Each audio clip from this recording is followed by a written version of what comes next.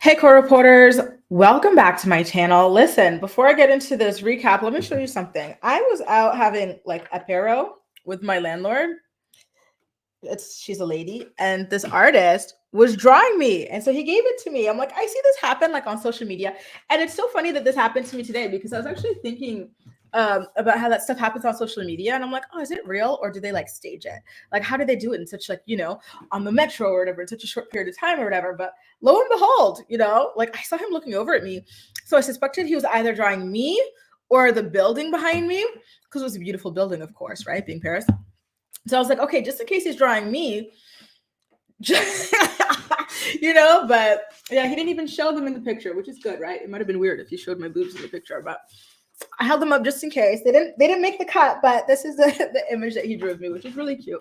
I like that happened. That was nice. Anyway, let's get into this recap. Y'all, Maci Bookout has completely jumped the shark, okay? Like the amount of times this season that this woman has straight up defended and taken the side of a known abuser.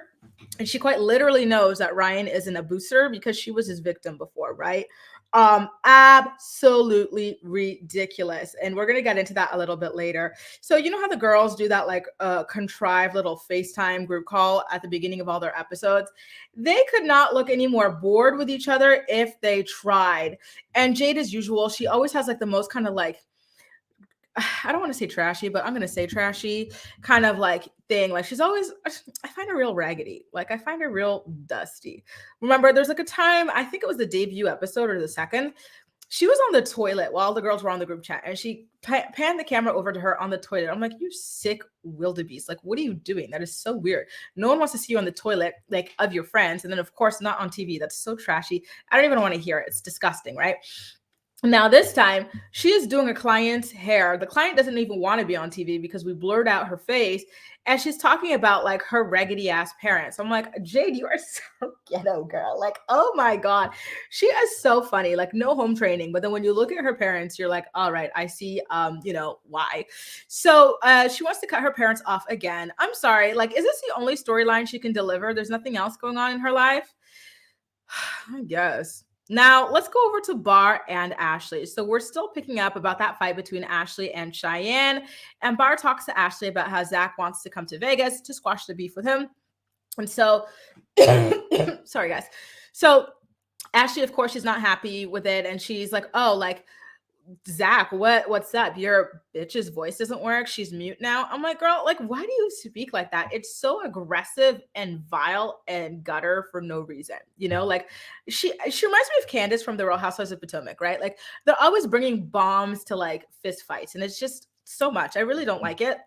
And I don't get it. Like they're filled with anger, and like it's just never equal to like the situation at hand. Just too vicious for my liking, to be honest with you. So she claims that Cheyenne was talking crap about her, but like they roll a bunch of clips of Cheyenne talking about the situation, why she doesn't like Ashley, how she doesn't have to like Ashley just because Ashley's the only other Black girl on the show. Like I don't see Cheyenne talking smack about Ashley in any of these clips, but Ashley is convinced that quantifies as talking crap about her. But here's the thing. I think deep down, Ashley's just hurt that literally everybody who shot Teen Mom Family Reunion with her doesn't like her. She feels cornered. She feels isolated. And so she's just exaggerating what it is that Cheyenne's saying because it's just part of a bigger thing. Like her actual bigger issue is the fact that literally everybody has iced her out of the cast and that they, look down on her and everything, right? So I don't know. But then when you see the way she talks and stuff, you're like, okay, well, no wonder. It's just too aggressive. I really don't like it. Now, Sean, Jade's baby daddy, like he's really stepped it up. Like, he used to be like a full-blown like crackhead who was like jerking off into condoms and stuff like that. Like he was really strange, right? But ever since he got clean, like he's really stepped it up. And Jade obviously is really stressed about her parental situation. So Sean decides to surprise her with a getaway with her friend Chow. And I thought that was really sweet, special, thoughtful. Like it was really beautiful of him to do that. Like I never in a million years would have pictured Sean being like a thoughtful, wonderful person like that. You know what I mean? Like, I thought it was special. So Chow, she doesn't live in Indiana anymore. I think she moved to Vegas. So that's why, like, it was like a surprise situation that he flew her in with Jade's credit card, right? So next up, we've got Kate. I don't know if you guys saw all the drama between Kate and her brother online. It was mainly one way. Like, her brother kept like spilling all sorts of tea about her and Tyler and whatnot. Kate says that he's mad because she caught him stealing from her, and now he's trying to like paint a different image of the situation online. And he wants to bash her and Tyler just to turn people against her and cover up for the fact that he stole from her. Like, that's really, really sad if true.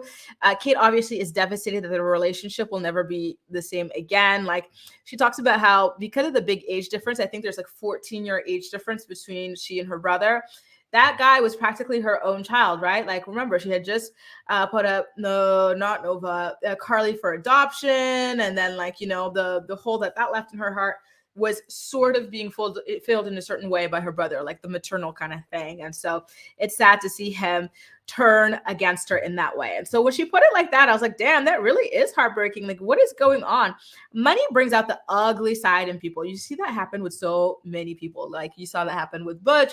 You see that happen with Jade's parents. Like, there's so many situations where people just feel entitled to your money once you start making a good amount. And it's just really gross.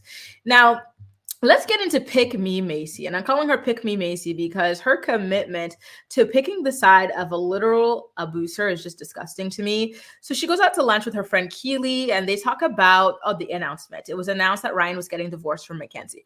Now, at this moment, right, remember, all this stuff is very recent. They filmed this stuff like as it was happening practically, right? Because this was a February sort of situation. So by the time it was announced that Ryan and Mackenzie were divorcing, the news had already been out there that he had been stalking her and harassing her. So Maci was very well aware of these stories, right? And so she knew that there were official court orders of protection and whatnot. And she saw that way that Ryan was literally harassing Mackenzie on social media, right? So that's what makes her scenes particularly disgusting. So she tells Keely that she doesn't fully believe Mackenzie's allegations because she doesn't trust her as far as she can throw her. And I'm like, girl, with all the evidence that came out, all that evidence, and not to mention Maci went through this stuff with Ryan. She dated him. She saw how horrible he was. She knows that he is verbally abusive. She knows he is emotionally abusive. She knows that he is violent and has threatened to off her and her husband. She had to get an order of protection against him, right? And then we saw on the internet the way that he was publicly harassing his wife on social media. We saw the police restraining orders. We saw everything. So for her to sit there and say that she doesn't trust Mackenzie, absolutely ridiculous to me. She's not looking good this season. Like, it's just so stupid and ridiculous. And it makes you wonder, like, why is she so nonchalant about this?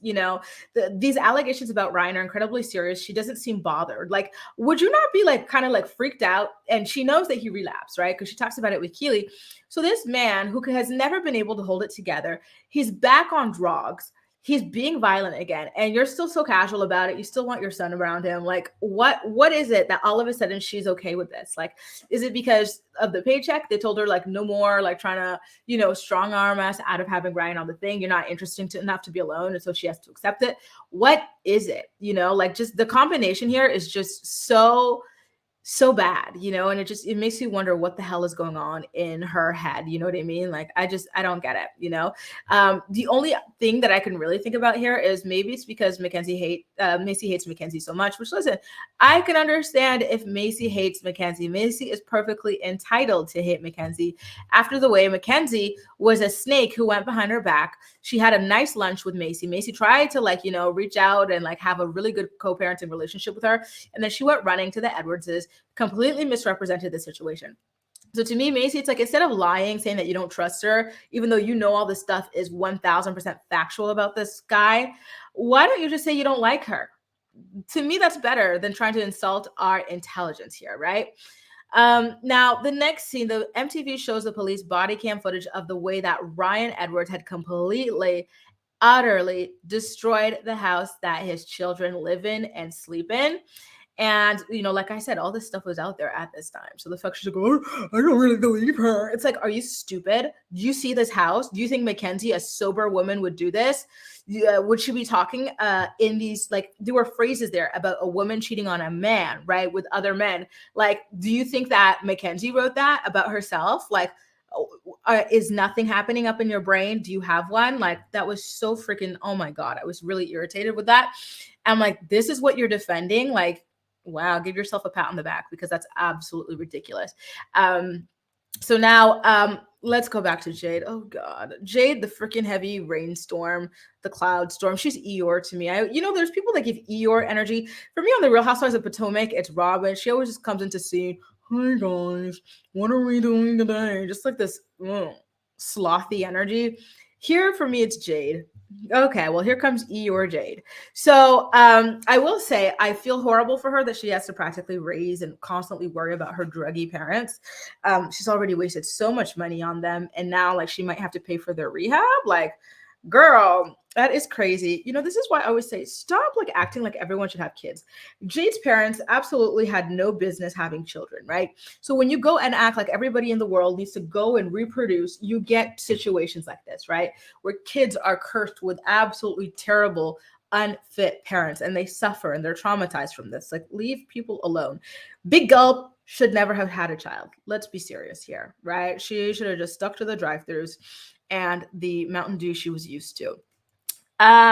Now, let's go back to Bart and Zach. So Zach actually makes it over to Las Vegas to have his conversation with Bart. And I gotta say, I like how mature the two of them were in their conversation. Like, no one was coming up, like puffing out, like trying to be, like the top dog of this conversation. They were both very humble with one another, which was really good. And it's, I think, why the conversation turned out so well.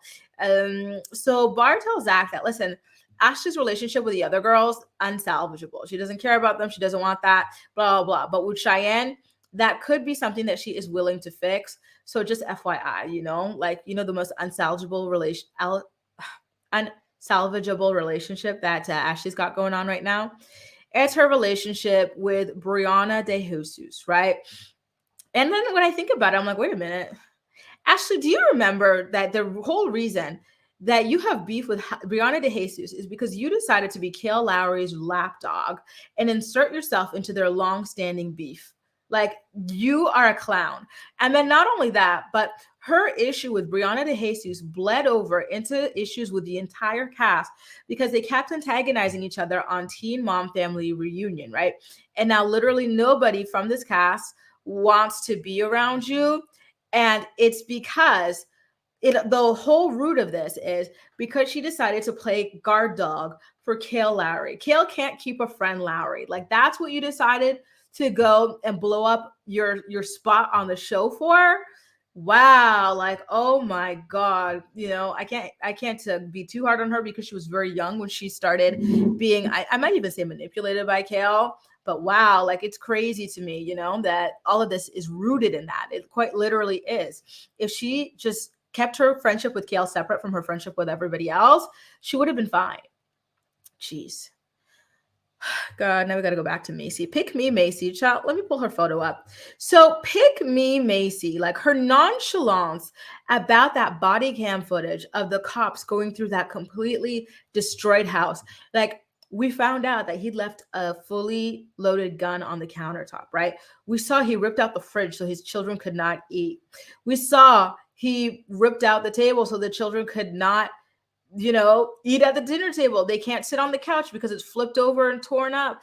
They can't walk anywhere. They can't step foot in this house. They can't go to their bedrooms either. They can't do a damn thing except potentially shoot themselves because this fool left an armed a fully, what do you call this? Listen, I'm not used to guns. What do you call this? A fully loaded gun on the counter. And the fact that Maci was so nonchalant about it, like, she was just filling out like some random like whiteboard of a calendar.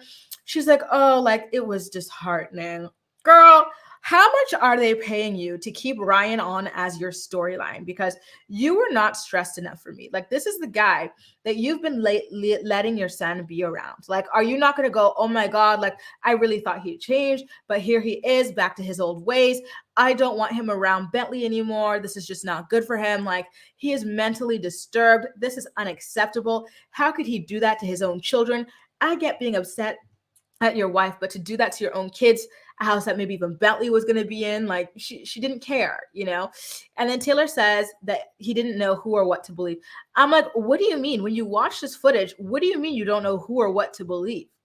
I genuinely do not understand what he meant by that. Like, Ryan, we saw both the footage of the house and we saw Ryan being arrested, talking about how he can go into his house anytime he wants, admitting that he broke the restraining order and that he was in this house, right? When all of this stuff that looked like Ryan did it happened.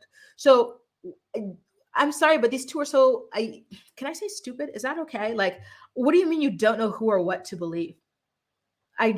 This is a real question. When you see these pieces of footage, what are the doubts that remain in your mind, especially when you, Taylor, and you, Maci, have both been threatened by this man? What do you mean? What do you mean that you don't know who or what to believe? You know he's a crackhead, right? And you know he threatened to off you both. And you know he's violent. You know all these things. You know he says terrible things to people. And you've got the video proof of it. And you're like, oh, I don't know who I want to believe. Absolutely ridiculous. My God. They pissed me off so much this episode. So to me, that was Taylor's moment to officially shut down Maci's insistence on like bringing Ryan around Bentley. Like, we know he's not for it, right? So like, to me, he should have like really raised a flag. Like, are you kidding me? He does this to a home that he knows his children stay in. What? Like, we have to stop. Like, this is not good. Bentley's going to see this. This is horrifying. Like, this guy is not mentally healthy. He needs to get healthy. Like, what happened? I really think MTV told them, listen, y'all are boring. Ryan is the only one we want to see when it comes to your storyline, because let's keep it real. When was the last time Maci had a proper storyline? Weren't we talking about her breast implant enlist for like one like segment, and then the rest of it has always been Ryan? I think that's what they said. They said the only way you're going to stay on the show and get this money to pay off your latest tax bill, Maci, is to keep Ryan around. And so that's why they're just playing real dumb about all this. But it's sad to sell out a woman and her children like this, right? And potentially even your own child like this for a paycheck. And then you know what was even crazier? So after we see all this stuff, right? Maci says she's just worried about Ryan. Worried about Ryan when this is what the people around him are suffering from? Girl, get your head examined, because what the actual F? Like, that just shook me. I thought she was going to say she's just worried about his kids. She's just worried about Bentley. But no, she's just worried about Ryan. But she wants to talk to Bentley about it before he finds out from someone else. Mind you, the kid probably already saw it. He's got a cell phone, right? Like, he saw it. I'm sure he saw it. So now Catelynn writes a letter to her brother. I don't know if she ever actually, she does text it to him, like, but she was just proofreading it. And yeah, like, it definitely broke my heart to see her cry about the situation and everything like that. Like, I just can't imagine what she's going through internally with the situation. And like I said, money brings out the ugly side of people. Some people are just like bottomless wells. Like, they want as much as possible, and then they're not appreciative. As soon as you stop, then all of a sudden you're awful or this or that. Like, it's really bad. So she does text him, and then like he doesn't acknowledge like that he did anything wrong or how hurtful his actions on social media have been. I was like, oh God, like, I know he's young, and so like kids can be really arrogant, but like at the same time, like, damn, dude, like, ouch. By the way, like, while Kate was reading this letter, obviously like her head was super into this letter, right? Her daughter Nova was like calling her, asking her to do her eyeliner, and guess who swooped in and did that eyeliner for her? It was Tyler. Like, he just was like, listen, I'm gonna do it for you. Nova was like, you won't know how to, you're a boy. And he's like, you think so? And then he lined her eyes, and he did it pretty well. It was a lot though. I was like, oh, that's a lot. Where's she going with that? She had a leather jacket on. So I was like, oh, maybe they're going to a concert or something kind of fun, or like a dance or something like that. Oh, I missed school dances when I was a kid. Adulthood is not what all it's cracked up to be. So Now, remember how Jade was trying to inquire with the rehab to see if her parents would be able to like go there and whatnot? It turns out that the rehab people say that her parents would need to pay $250 per day to go to rehab, even with the insurance that they've got. I'm like, wow. It seems like kicking drug addiction is for the rich, because I just don't know how anybody would be able to afford that. Like, that's a lot of money. And so Jade was like, what am I supposed to do? Do I call off my wedding, use that money? Like, what do I do? I'm like, girl, I hate that you even have to think about this. Like, why do you constantly have to parent your parents? Like, it's just so damn sad. I really wish Big Gulp would get it together, because Jay doesn't deserve this. Nobody deserves this. The poor girl is so stressed. Her life seems absolutely miserable. Like I said earlier, I feel so heavy watching her scene. She's like a dark cloud, but it's because her life is just so miserable, and that a lot of that is not, well, listen, hang on, let me sip this water. A lot of that is not her fault, but I think at a certain period of time, you got to cut people off. You can't let these people just constantly be around you. You've got a kid to raise. Look at the way you're constantly having your like anxiety attacks over your parents, right? Like, cut them off. Stop. They're not going to get better, right? Just accept it, and just try to move forward with your own life and do the best you can for your kid and for Sean as well, and like your future family, right? Like, just stop with these people. They are bringing you down. They are, a bottomless pit of money. Like, it's just too much. Like, stop. So I wish that at a certain point she would just like, place like real boundaries around them and just stop. Like, stop talking to them. Everything, like, whatever, just stop it. Like, you've tried for so many years, nothing works. Let them figure it out themselves. It's not your problem. These are not your children. Now, back in Nevada, Las Vegas, Barr tells Ashley about his conversation with Zach. Again, it was a wonderful, mature conversation. And Ashley is just so like angry and bitter over it. Like, she just looks so mad. And I'm like, girl, like, shouldn't you be happy that at least like your man has an ally, so you guys are not both completely exiled or something like that? Like, why do you want him and Zach to have a problem so badly? Like, it's just weird. Now, Cheyenne, one thing I love about Cheyenne is that, like, you see how all these other stories are miserable, right? You've got this one tearing up homes, this one supporting him as he tears up homes. Then you've got Tweedledee and Tweedledum over here. You've got Jade and her parental problems that just like freaking drain you. Then you've got it's been a while since I've seen the dodo bird, actually. I think it's been at least 2 episodes since we've seen her in her little lectures. So whenever I see Cheyenne's scenes, I'm like, oh yeah. Then don't forget Kate and Tyler. They've got their own special set of problems as well with like their, parental dynamics. Cheyenne's like story is always so positive. I'm like, oh God, yes, I'm so happy. Like, she's here. So her dad is absolutely adorable. He gave a lot of great advice about the situation at hand. And I would love to see more of him on the show, you guys. Like, and I also do wonder how the girls who grew up with like really crappy parents feel when they see Cheyenne's like parental like dynamics, right? Like, he's a mature man. He comes with advice. He's not looking to get anything from his child, right?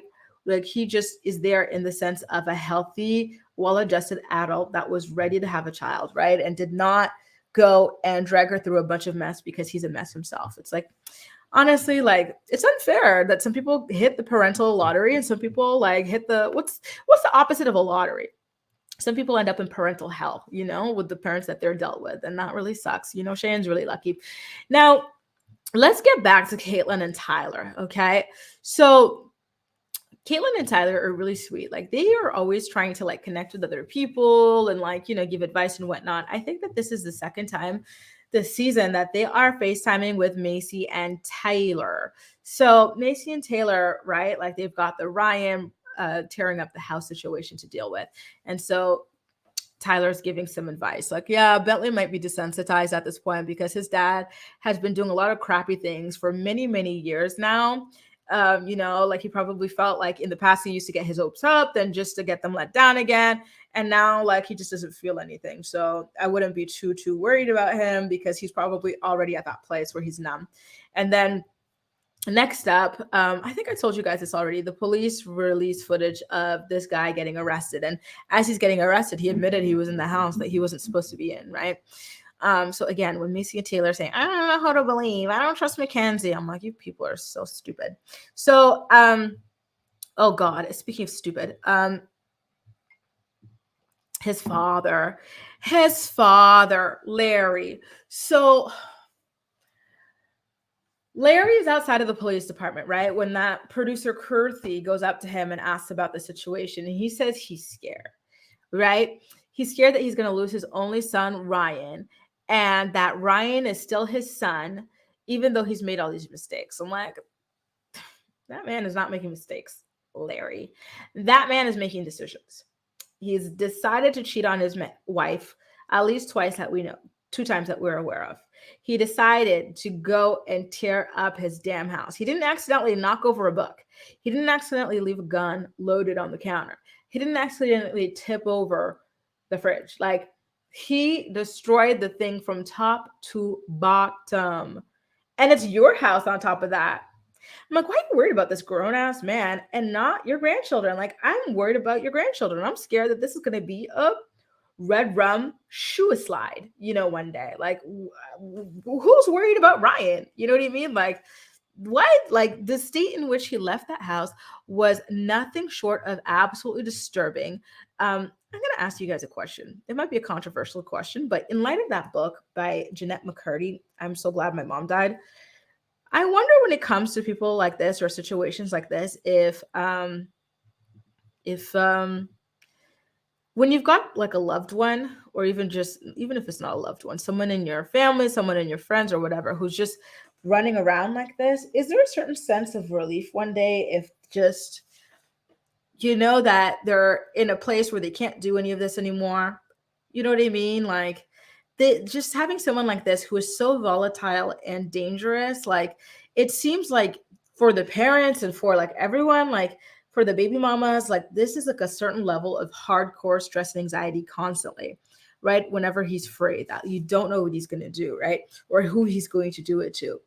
So if one day something happens, is there like a sense of relief there? You know what I mean? And not in like a hate way, but in like, okay, like, this person never managed to overcome their demons, but like, finally, we can breathe a sigh of relief that like nobody else is going to be hurt, right? Or that they're not going to hurt themselves anymore, or just something else. You know what I mean? Because the way that Ryan's going, I imagine that like the blood pressure of all the people around him must be super duper freaking high.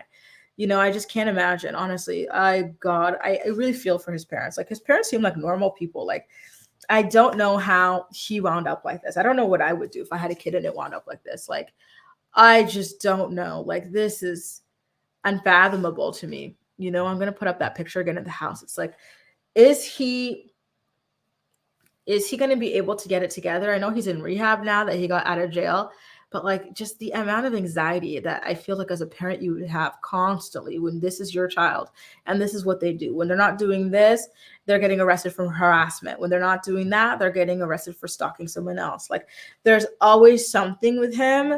I just wonder like how much stress and anxiety they go through, right? Constantly. And like, if there's a sense of relief ever.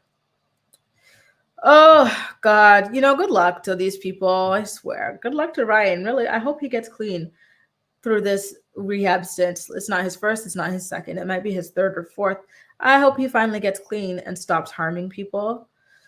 I hope at the reunion, Maci is held accountable for her attitude towards this, because like I told you guys, all the information about this was public at this time when she was behaving this way, right? And I hope Ashley is able to find a way to kind of let go of all of that anger that she harbors in her heart as well. It's not healthy for her either. Like, there's just so many situations here where you're like, oh my God, like, I just can't imagine what type of blood pressure or anxiety these people constantly have. Even for Jade, is that okay to ask too? Like, Jade, the way she's constantly having to parent her parents and like run after them, wonder this or that. Like, if one day, like, is there, I really feel like that book by Jeanette really opened my eyes to a lot of things, and it got me wondering about this sort of thing. Not to be insensitive, but I do wonder if there's like a certain sense of relief sometimes when you're like, it's sad what happened, But like when you look at your life and the way that these people made your life so hard, right? Is there like a certain moment where you're like, oh my God, like I feel like I could finally breathe. I I don't have to worry anymore about getting this call. I don't have to worry anymore about needing to put together X amount of money to save this person. I could just finally live my life. You know what I mean? Oh, it makes me so sad. The show is so heavy. It really is. But voila. There it is, you guys. A recap of what went down on this week's episode of Teen Mom Next Chapter. As usual, I'm more excited to hear what you have to say about everything. So please make sure to leave all your thoughts and opinions in the comment section down below and we'll chat. That's all for now. Thank you so much for watching and we'll see you.